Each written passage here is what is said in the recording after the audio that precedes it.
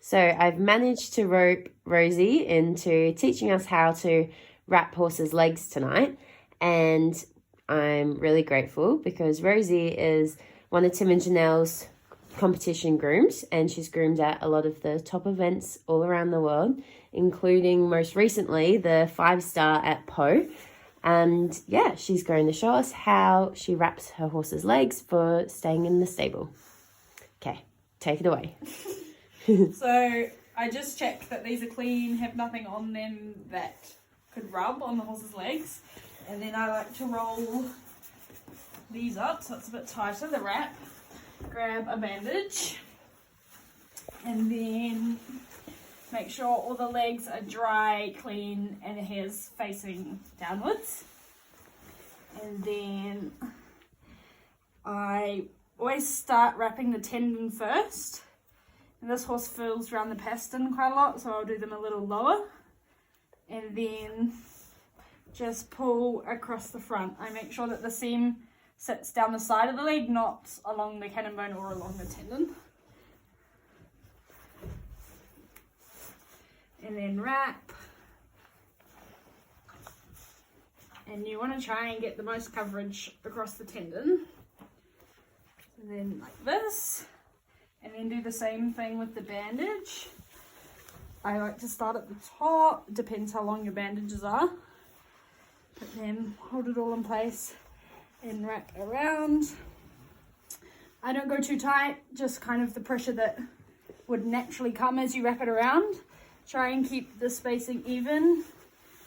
And most importantly, that the pressure's even the whole way down the leg.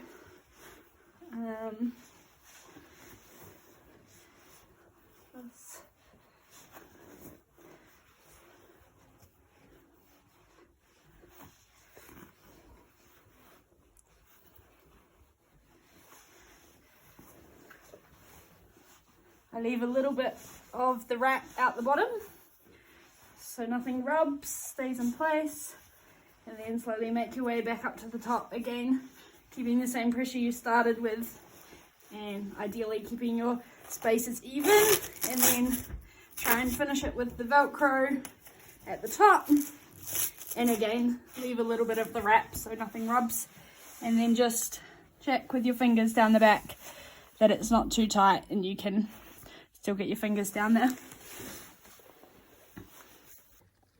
Rosie, can you tell me what situations would lead you to feeling that you need to wrap your horse's legs at night in the stable?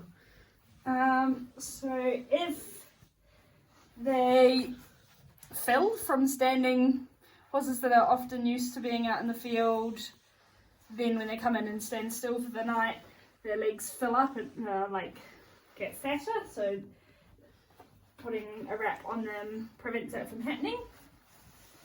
Obviously if they're injured and they need some extra support, I would bandage, or after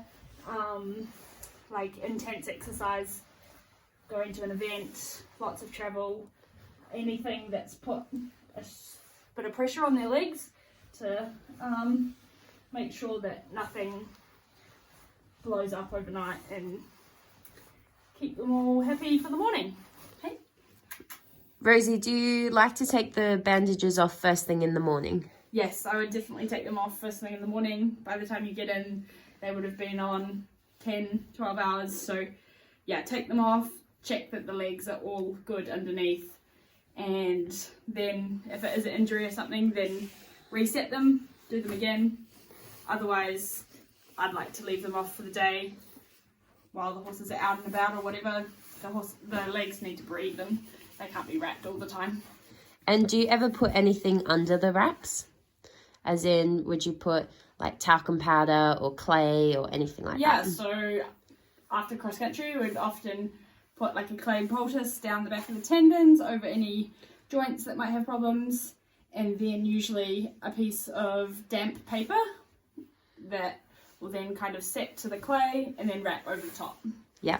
Creams, if they have anything like scabs. Yeah. And what are the risks with doing bandages incorrectly?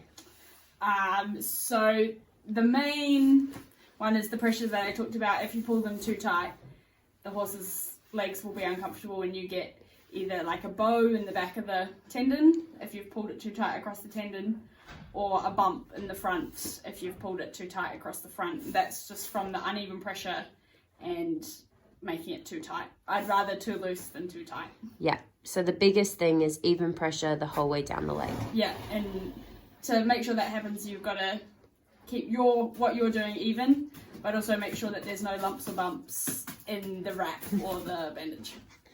Why do we wrap the bandage from front to back?